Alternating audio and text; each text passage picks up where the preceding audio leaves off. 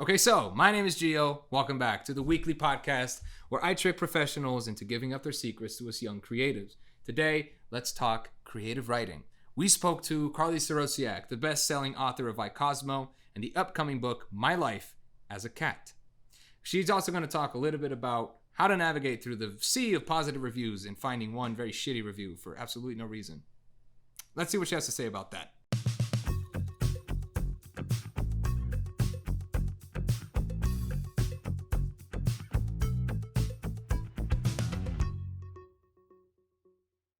How you doing? I am doing fairly okay. Okay. Pandemic. I'm over it. I'm ready for it to be gone. I think it's Yeah, kind of really going away. It feels like in Georgia it's not here anymore, although we're just ignoring it because it is we're just here. ignoring it. It's here, yeah. Yeah, so I went up to North Carolina this past weekend and like they're all treating it very, very seriously. And then I came back and no masks in the grocery store, everyone's at the gym, everyone's out and about. It just feels very weird state. I'm so sick of just being scared the whole time. It's like I quit my job because of it. Yeah. I was employed and then I am not anymore because I don't want to go to the hospital with COVID-19. But on a much lighter tone, yes, we are here today with Carlie Sorosiak, and you are from North Carolina, right? I am sort of from North Carolina. I was born in Connecticut and I lived in 27 different places before I got to university. So kind of bounced around up and down East Coast, partially, I guess, from London too, because I lived there for quite a while. But I Did you say say North 27 places? You Carolina moved 27 times? did, yes. Different houses, different school districts. It was just a lot of like just things kept happening. My dad kept getting different jobs and then we would move again. And so, yes, I think the least favorite place that I lived was Maine, although it was the most beautiful, but it was very, very cold. No offense to anyone who might be listening to this that might be from Maine, but it does seem like a pretty boring state. If you're from there, you Yeah. usually love it. But I think that going into that culture and not being like, oh, it's winter. To get to the store, I need to climb out the second story from my house. I can't actually just open your door, and there's just a wall of snow. And like we lost our dog, and that she came back, but like we lost our dog in the snow because she was a white dog, and we just couldn't find her. And What? she just jumped into the snowbank and just disappeared. We Actually, found her. when I lived in Boston, I never realized this, but we also lost our dog because he just ran off into the night and was snowing really heavy, like it's Boston snow. Yeah, we lost our dog. He came back too, but he was just like, this was awful. I'm never doing that again. I was like, good. He's like That sounds 18. learned her lesson. But no, and then North Carolina's good. It's chill. I'm looking forward to moving back there someday. And you mentioned you went to UK. You have your master's in English from Oxford. And you became a very successful writer yourself, author of young adult books such as If Birds Fly Back and Wild Blue Wonder. And you are the best-selling author of Cosmo, right? Yes, puppies, dogs. Dogs, puppies, all the way. I agree. And you have another one coming out, My Life as a Cat, in September 2020. So I want to jump in and talk to you about primarily the fact that you write fiction, right? Have all of your books been fiction? So all of my announced books are fiction. I do have some unannounced works in progress that I can't really talk a lot about, but those are more nonfiction, but they're more geared at children. So Gotcha. And there's, again, geared at children, so there's like an emphasis on a younger reader audience. With Cosmo and seemingly with My Life as a Cat, is that the same audience as Cosmo? usually around 8 to 12 years old, depending on how advanced the reader is and kind of what their reading style is and what sort of books they like. But yeah, definitely geared towards, we call it middle grade literature in the US. And then it's just literature for younger children or just anyone who likes animals. Like I don't really like putting, I know why people put age ranges on books, but I also think that some of the best letters I've received about iCosmo have been from, 85-year-old women who have just been with their dog forever. And like, let me just tell you about Barney and he runs and especially people who have golden retrievers. They Interesting. the longest letters from golden retriever writers and readers. I love it. Yeah, it seems like even though like it's catered to a specific audience, like the middle grade that you talked about, I could totally see myself reading Cosmo. And when I was reading about it and trying to get as much information as I could, for those of you who don't know, Cosmo is a book told by the perspective of a dog, and it's a very funny, very quirky story that the dog is actively telling the story about. And I love that perspective because, especially for audiences of that age, for me, I think it's awesome that it's a dog talking. But I imagine that for kids themselves, they're also like, it's a dog talking. Like, how cool is this? I'm reading a book that a dog wrote. And that's one of my favorite parts about it. But tell me a little bit about the demographic of the readers that you chose. Was this an active choice, or did you write a book and you realized, oh, this is a children's book? Yeah, so when I started out writing young adult literature, that was a very conscious choice. I really loved reading YA books. I was at Oxford, and everything I was doing was really, really difficult and stressful. And I just came home at night and I kind of indulged myself in the compassion and loveliness of young adult literature. So when I got my agent, I remember in my first meeting with my editor, my agent said, like, I could really see Carlie writing middle grade books someday. And I thought to myself, like, what is this woman talking about? Like, she's brilliant, but I have no interest in doing that whatsoever. And I always knew that I wanted to write from the perspective of a dog. And when I came out with this story, I'd written the first couple of chapters and I passed it around to a few beta readers who are kind of like trusted readers who are your friends who give you advice. And they're like, this is a middle grade book. It's like, oh, okay, it's a middle grade book. Let's go with that. And then we pitched it as a middle grade book, and here we are. And you became the best-selling author with this book, so it definitely worked, right? I love the passion of the readership for middle grade books. Like, that age group, they just are so excited to talk to you and are so excited that you are an author and they can kind of engage with your work. And I think that also that age group, they really love, not to say that other age groups don't, but learning and the idea of learning about dogs and like how they can possibly communicate with dogs. I've had a lot of people also like dress up as Cosmo for World Book Day and Halloween, and I get all the pictures from that. So they're really interested in engagement as well. Yeah, it kind of builds a community of readers, right? When there's something that they're actively partaking in, like if they're dressing up like Cosmo, I think that's one of the most important parts, because we see that a lot with film adaptations of books because they visually can see the character. Personally, I never realized that there's probably a fan base of several books that have not been adapted to film, but that still pretend to be that character during Halloween, or maybe have like a poster of that character on their wall. And that's one of the best parts, I think, about creative writing, because you get to create this character that speaks to a lot of people in a way that in some forms of literature you would not really have that connection. Have you seen that creative writing, fictional writing, generates more interest with characters than something that's nonfiction? What I like about writing for this age group and also writing about animals is it kind of transcends in a little way kind of the fiction nonfiction boundary, right? Like if you are writing from the perspective of a dog, you just finished writing from the perspective of a cat, like right now I'm doing another animal, the research that goes into that, like I'm not just imagining what a dog would think. I actually read about the language of dogs, and I read about how cats communicate and how other animals like speak to us and speak to other species in the world. So I think that yes, with the characters, like there's something that we can attach to, and especially as kids, like Cosmo, he's cute, he's orange, he's fluffy. They love that. But at the same time, I think that what they're really actually connecting with is this kind of non-fictional idea of their dog's my life. Now, through understanding Cosmo, I look at my own dog differently, and that's one of the biggest compliments I think I can get as a writer. It's not I loved your character, but your character inspired me to actually look at the animals in my life and made me think about, oh, they have feelings, oh, they have their own internal lives, and maybe I should think about that a little bit more. Yeah, and I think so. Stemming from that, right, that nonfiction, building this community. I think the major concern that students have when they're looking at all of these authors like yourself that became successful that have a best-selling book. Very nice glass, by the way. That is a beautiful glass of water.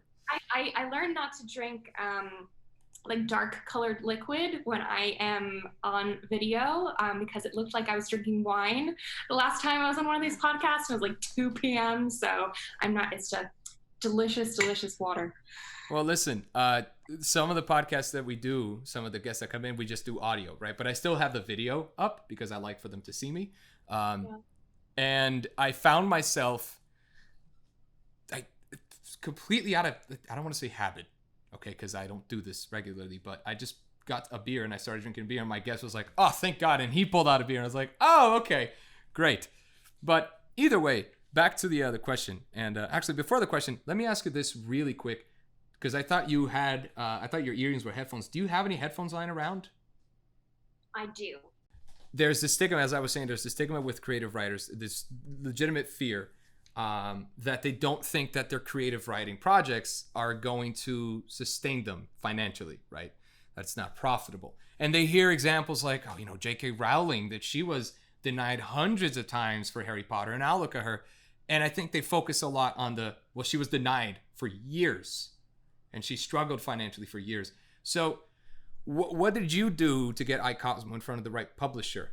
So with Cosmo, I think that the key to getting in front of the right publisher is that I don't do that. My agent does that.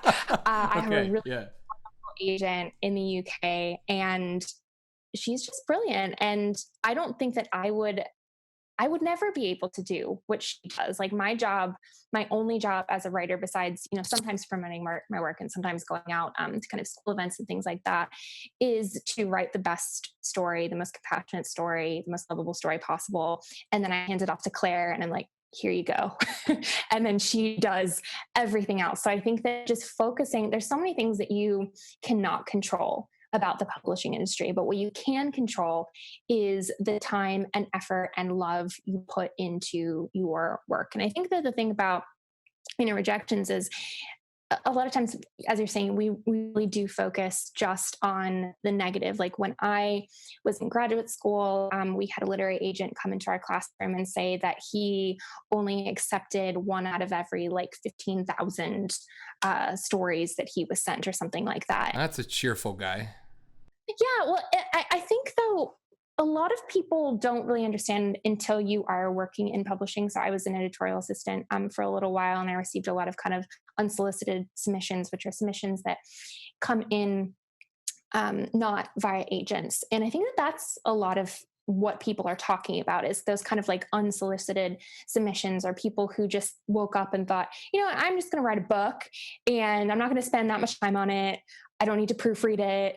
I don't need to do anything, but I'm just going to submit it. I had one submission that was written in crayon.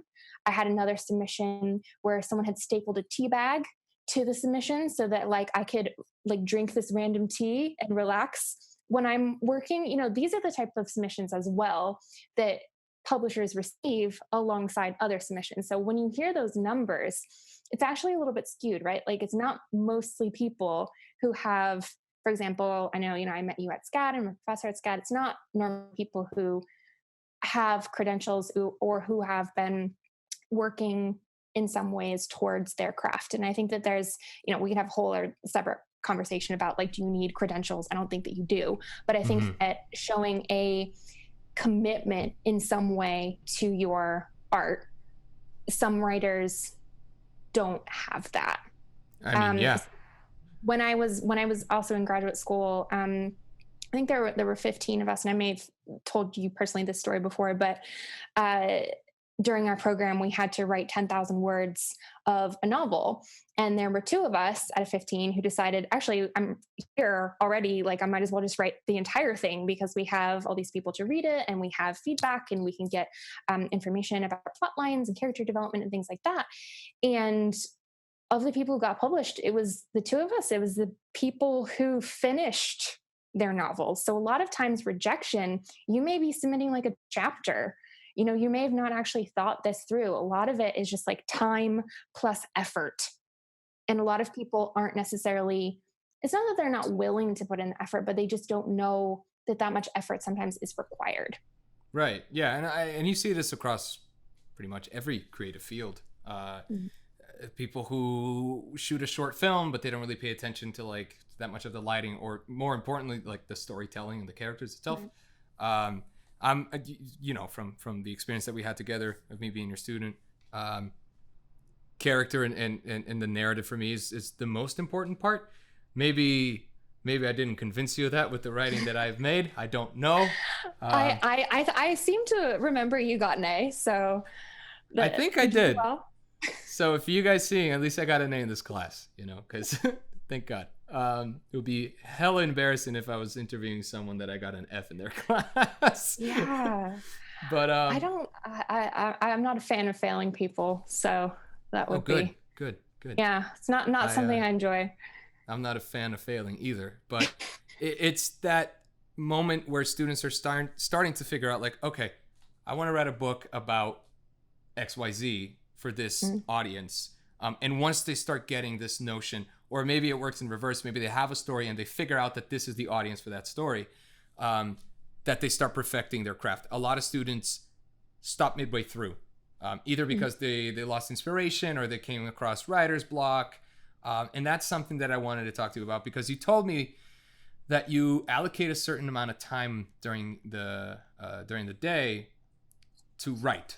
And I remember even in class, you just like try to write. And writer's block is specific to writing, but I'm sure that like film students and animation students and sound designers, they get the same thing, like a full creative block.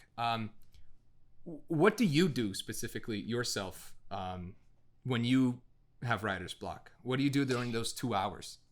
Right. I mean, it's been a little bit more difficult, during the pandemic. And I think that a lot of people are really feeling this of how do you break through those creative blocks is usually by consuming other people's art and by filling and refilling your creative well. So, going on long walks, talking to people, having nice dinners, like engaging in conversation, meeting strangers, things like that.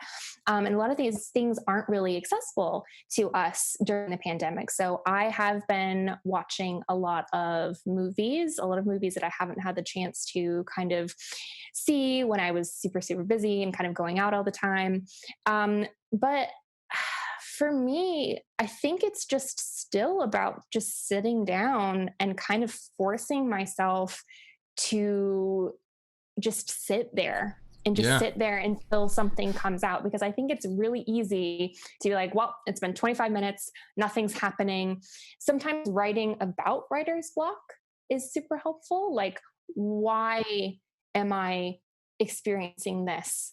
And just like writing that down. So at least I'm writing something. I found that during the pandemic, I've been getting a lot more kind of plotting done and outlining done. So even during that time, if I'm not able to have like a sentence that will eventually go in a novel, I can write a character portrait. I can have bullet points about a character's backstory, or maybe something that's going to happen at the end of the novel, or maybe figure out like a plot hole. Like, there's always something that you can tackle. Like, there's always one way at least into a story. And even if you don't hit your kind of word count goal, like usually I have like a 500 to 1,000 words for like a sitting, but it is hard. And these conversations, I think that my advice is probably a little bit different than I would have given 6 months from now, or 6 months ago, because it's kind of like, well, you just have to do it.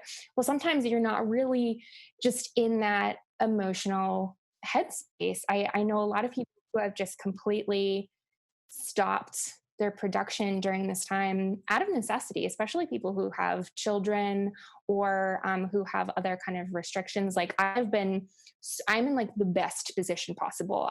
When people ask me how I'm doing during the pandemic, I feel guilty about telling them, because I'm so ridiculously privileged. Like, I have this big house. It's just me and my husband here. We have a dog. We have a big backyard. We have a lovely neighborhood. I have financial support. Like, I don't have children. There's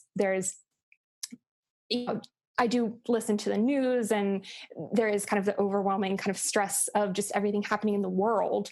But personally, I don't have a whole lot to kind of complain about. And even in that situation, I'm finding it, difficult some days to kind of like, got to do it. That's one of the big things with students right now, because even if you're not hurting financially, or even if you're in a good spot relative to the context that we're in right now, it's still hard to stay motivated. It was hard for me to stay motivated. You know, I'm a musician. I live and breathe music. And for a period of around 4 months, I didn't do anything musically. And as creative people, we have to do it, because to what maybe someone who's like a film lover, they just watch movies to feel better. Some of us, we need to make something to feel better. And when we can't, it's almost like we're failing ourselves in that point. But I want to ask you this, specifically because of the history of the work that you've created, the body of work that you have with Cosmo, and now upcoming My Life as a Cat. Love that title, by the way.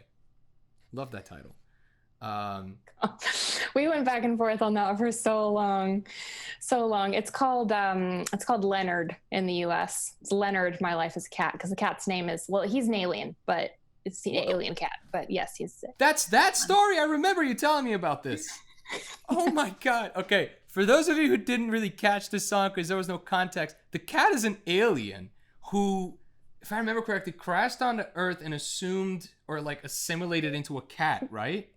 Yeah, so he was supposed to be a human. He was supposed to be like a forest ranger in Yellowstone National Park, but there was a mix-up, and now he's like stuck as a stray cat, and he's trying to get home. But also, there's like this little girl who just really loves him and adopts him, and he's like, now I have to choose whether or not I want to go back to my home planet or stay with my new kind of human friend. So, hi. Sorry to interrupt again. I just want to talk about our sponsor, Anchor FM. We love them so much. They distribute all of our stuff for us, and they could do that for your podcast too. If you're losers like us and you have nothing else to do and you make a podcast, make sure to use Anchor FM. In the future, the more of you guys who watch this, the better it is for us. So if you really want to see us succeed, make sure to share this with your friends, your family. Show this to everyone who doesn't believe in you, because you wanted to be an artist at 16, and now you are, and you're gonna be. Either way, back to the episode. Thank you, Look at that plot twist. That's one of the best plot twists. Like page 20, it's just one line on the page. It says, by the way, I'm an alien, which is what I would do, but I'm not a fantastic writer myself. But so the question is, some people may say that children's book authors are not as impressive as authors for mature audiences.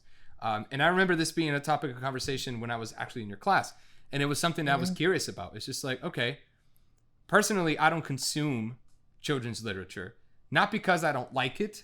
It's because at the point that I'm in right now, I like very dark themes. I like when the book or whatever media really gets under your skin.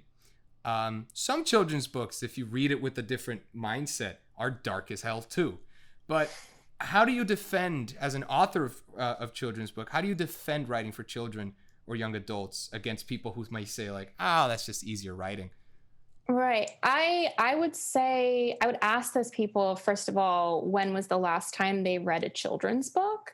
And usually it's going to be many, many, many, many, many years ago. And then I would also ask them, what was the most formative book you've ever read? And most likely the answer is also going to be a children's book. So I think that writing for kids is a very specific skill that takes, not to like to my own horn, but like it takes a very specific like emotional intelligence that's not necessarily going to be found in all writers. Like I graduated the top 5% of my class in graduate school from Oxford, like in English. If I wanted to be writing for adults, I would be doing so right now. But there's heart in books for middle grade, and books for young adults that I don't know. Like there's this great book by an author called Catherine Rundell.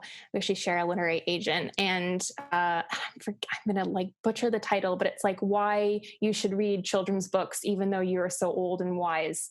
And it's like a lot of the fundamental morals, a lot of the life lessons we have learned from children's books. Like they are innate to us. And yeah, I would love to see adult writers try their luck with that. And like a lot of children's writers have very successfully transitioned to adult writing. There's an author in my circle called Karen Millen Hargrave, and she wrote a book called The Girl of Ink and Stars, which went on, I think, to win like the Waterstones Best Book of the Year. And then she transitioned to adult literature and has been like nominated for all of these prizes and stuff. So I think that it's about writing a very specific way. And I think that usually most people who want to poo-poo children's authors, it's something in them that they have some sort of issue happening. And I just like it, you just do you, man. Like I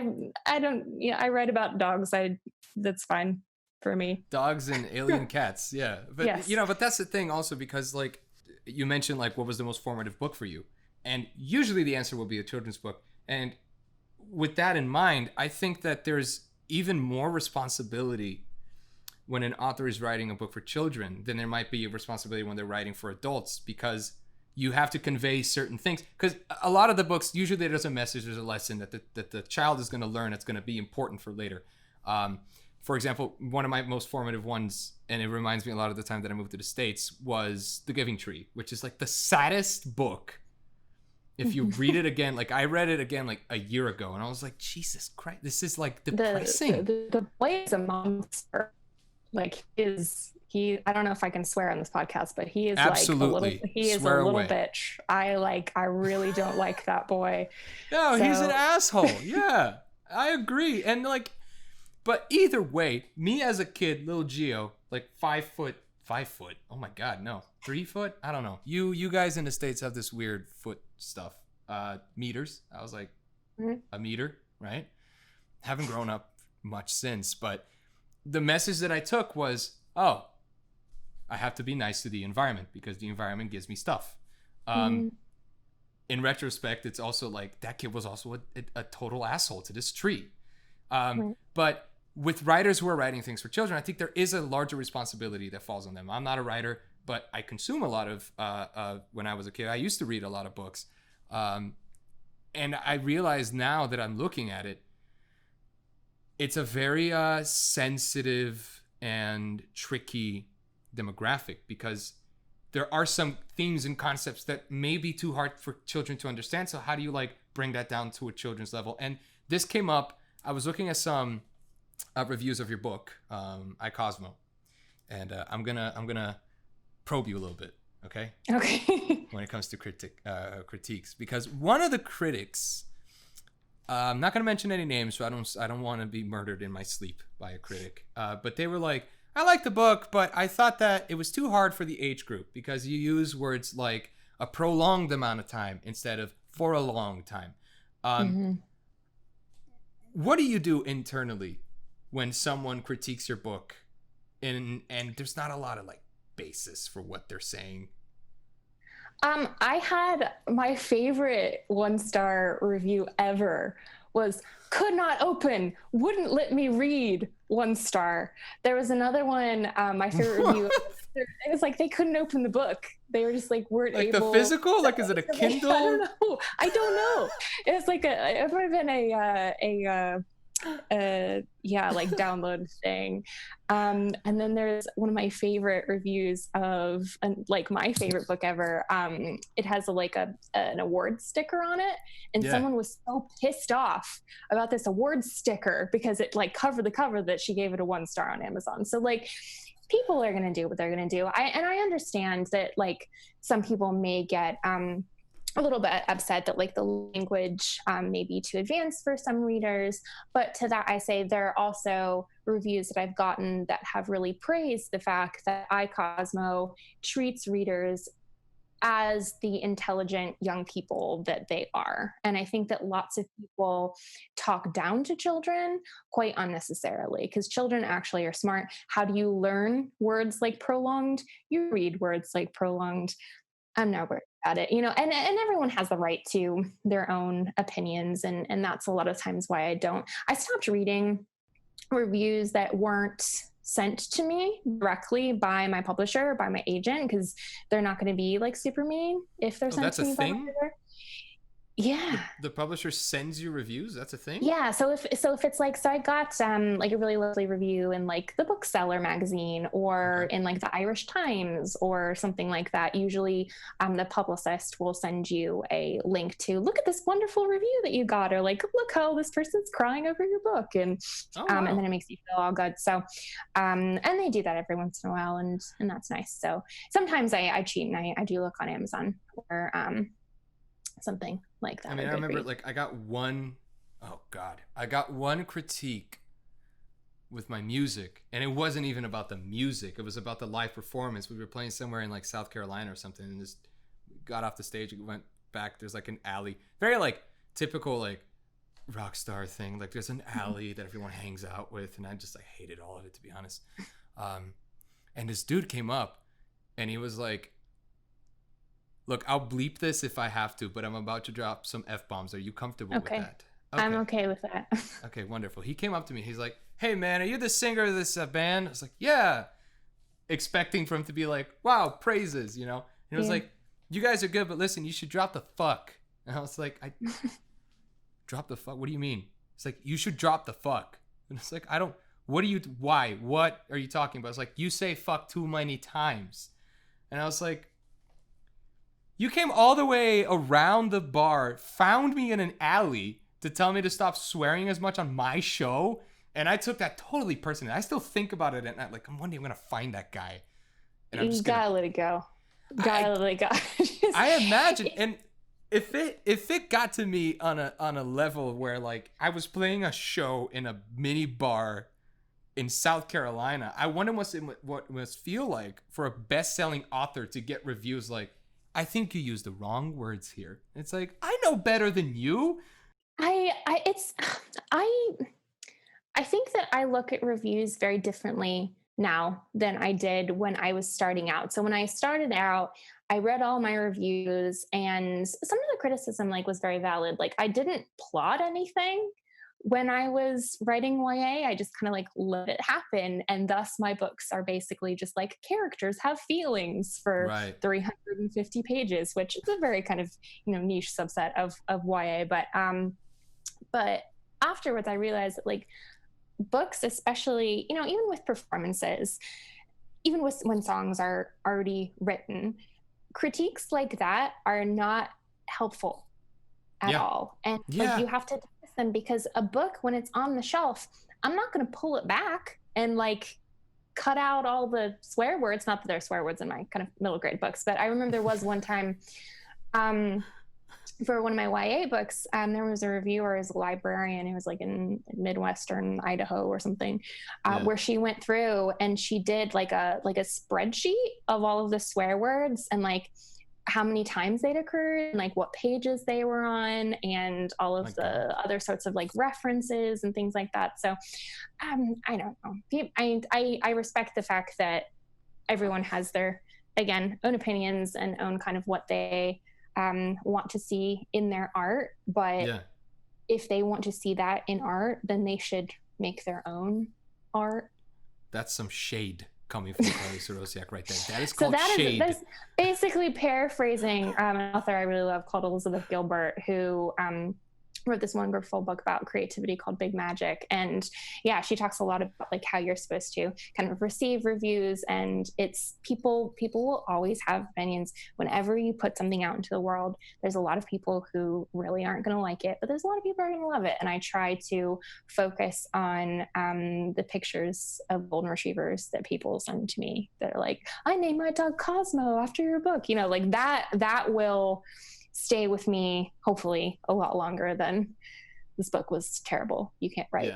That's a good way. It's a good balance to just focus on the good stuff. Focus on, which was what we're trying to do with this podcast, right? We're gonna be fine. We're gonna beat the crap out of this virus. I'm gonna go to Cheesecake Factory. That's the first thing I'm gonna do.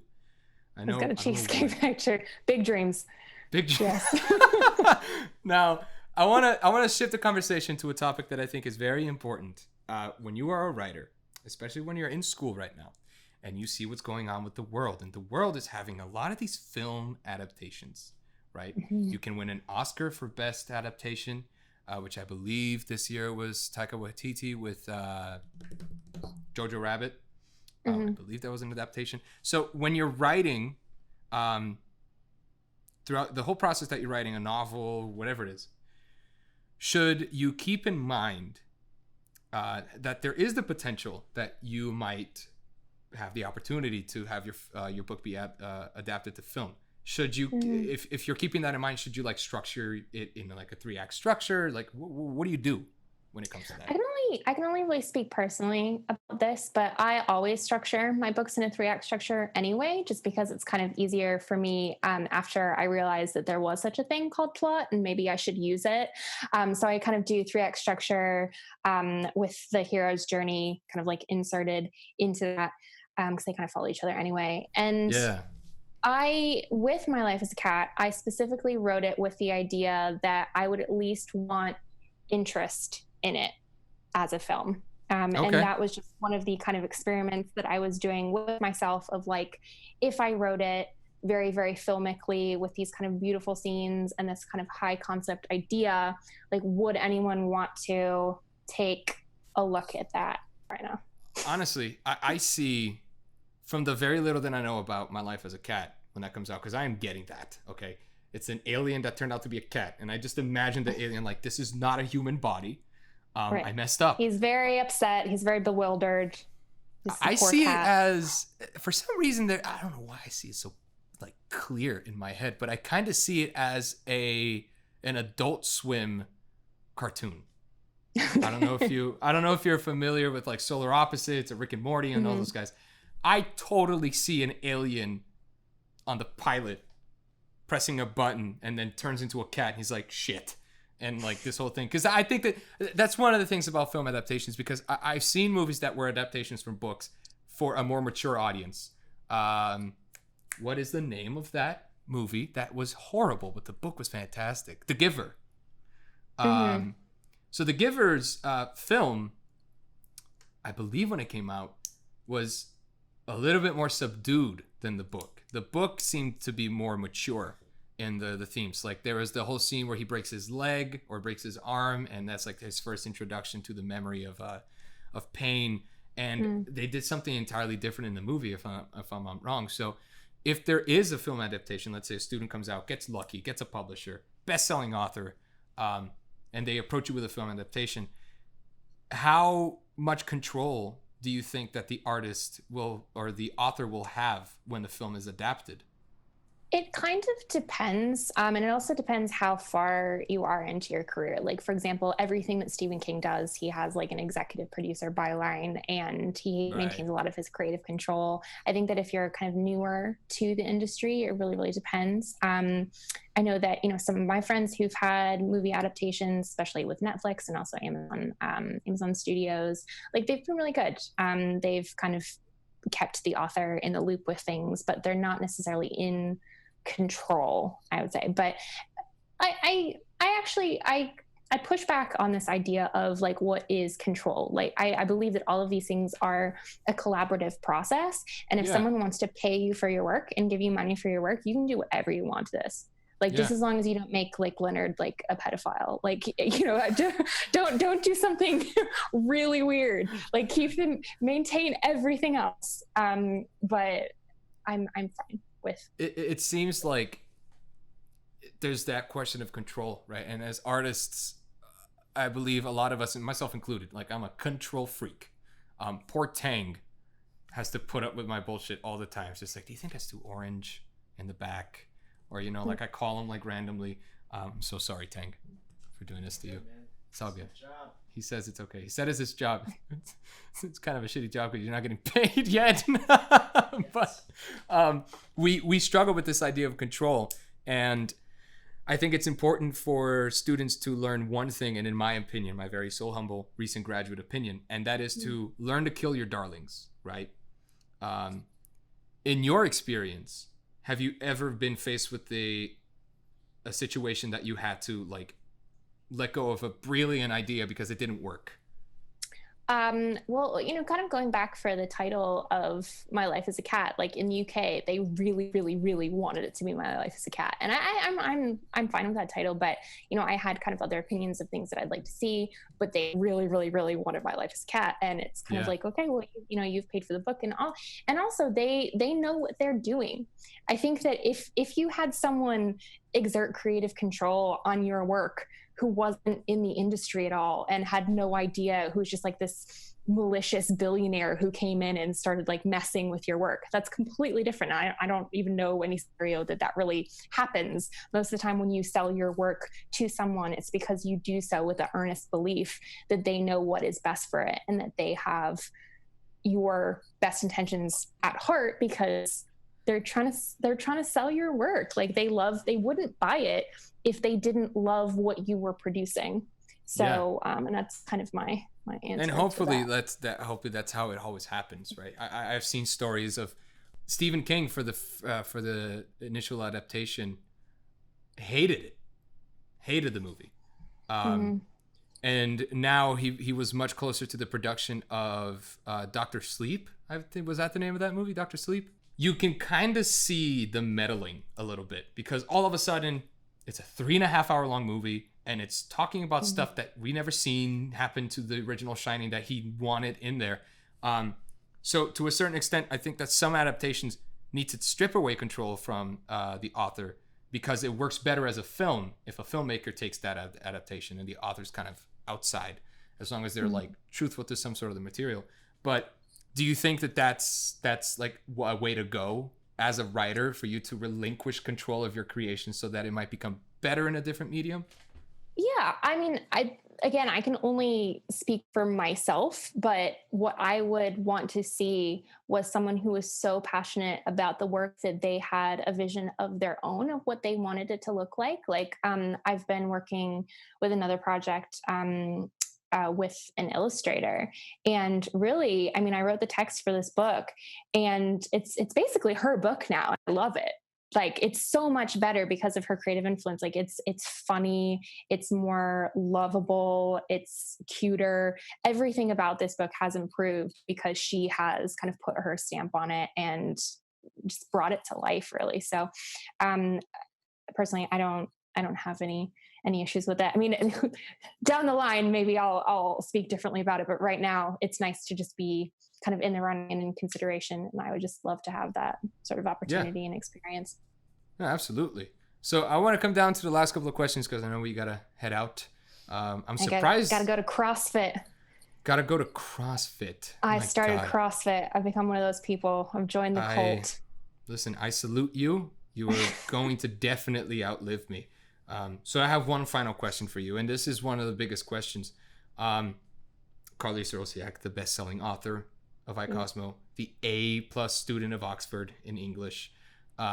Making money is an important byproduct of Right. creativity, right? We all want to make money with what we do, and a lot of students see creative writing as like, oh my God, maybe I'm not going to make money because I want to be a writer. And there are both very good examples of people who made it and very good examples of people who didn't. What should a graduating student do to start setting themselves up for a more profitable writing future? Should they just be a receptionist at a publisher and try to move out the ranks? What's some advice you could give to these kids? I think it really just depends on what your other passions are and what your other skills are. Like, I have a lot of friends who started off in publishing. Publishing doesn't pay very much, editorial assistant, but like, you will make some really valuable connections. You get to know agents. I have other people who spent the first 10 years working on a farm, and that's what they were. They were just like farmers, and they wrote their novels on the side. One of the things that I love about writing is you actually don't have to come into it from any specific career. Like, I have friends who are lawyers and write books on the side, and a lot of people who are full-time who just started out outside of college, and they wrote a novel at university and then got it published when they graduated, and now they're just continuing to write. So it is kind of more on a case by case basis. On my my end, I did a bunch of things. I was a bookseller because I knew that I could interact with a lot of books that way and kind of know what people's reading tastes are, what people liked in stories. I also, as I said, worked in publishing. What else did I do? I worked in an Indian restaurant for a little while. That was good. It was actually one of my favorite jobs because there was like no customers. It was a failing business. I felt really bad for them, but they had this buffet every day, and I would go in there to host, and I would sit down like one person at their table in like 3 hours, and then at the end of it, I got paid $8 an hour. And I also got to take home as much of the buffet as I wanted. And it was one whole summer where I just fed my entire family, which is like the raga lunch buffet. Listen, so I would have passed away if I ate Indian food that much, because like black pepper for me is a warning sign. Okay. Yes, I am not good with spicy stuff. In fact, I'm drinking some Indian tea with some condensed milk, and there's ginger in it. And even that is almost too much. I was sweating a bit. The last question, I just want to bring this up, and you mentioned that there's not necessarily one path or the other path. So 2 minutes of your time. For the students who are right now working on their novel, they want to make it, they want to try to publish their book, and the pandemic hit and really hit them hard. What's something you can tell them, like, hey, keep going, kids. It's going to be fine in the pandemic. I think they need to listen to a best-selling author when it comes to that. I'm probably going to paraphrase my literary agent right now, is that the world now more than ever needs hopeful stories. The world needs entertainment. The world needs creative outlets. And I think that you probably do too. Like, if there's something in you right now that's saying, like, I want to create something, then you probably should be creating something. Not like should as in like a moral, like this is what you need to be doing, because if you don't want to do it, then don't do it. Like, no one's, pressuring you to, and don't like force yourself to be productive during this time. But I think that like stories are never going away. So, and even if you've written this book and you don't sell it during the pandemic, there's going to be plenty of time after the pandemic as well. I do see the publishing industry already springing back, and there have been record book sales in the UK for like the adult sector, just because people are reading a lot more in certain areas of the world because there's not a lot else to do. So lots of avenues for you out there. Don't give up. Right. So Phoenix from the ashes, good stuff out of a worldwide pandemic. But thank you so much for joining us today. Again, Carlie Sorosiak, the best-selling author of Cosmo, here with us today talking about creative writing. But thank you so much. And hopefully I'll see you physically soon. Yes, yeah. At some point. Good luck at CrossFit. Thank you. I'll lift some heavy weights. Hey, thanks for watching this episode. I enjoyed this one very much. I always wanted to be a writer. My writing is not that great. So I'll let you guys do it instead. Make sure to check us out on social media at OK So Media. This episode was shot by HOCA Studio. And just like last time, I'll see you guys next week. Until then, fucking relax. Take a minute. Go watch Tenet. If that's still a thing when this is out, watch Tenet. I haven't seen it yet. It got rained out because we can't go into fucking movies because this country's not treating the virus seriously. You should. Wear a fucking mask. I'll see you guys next week.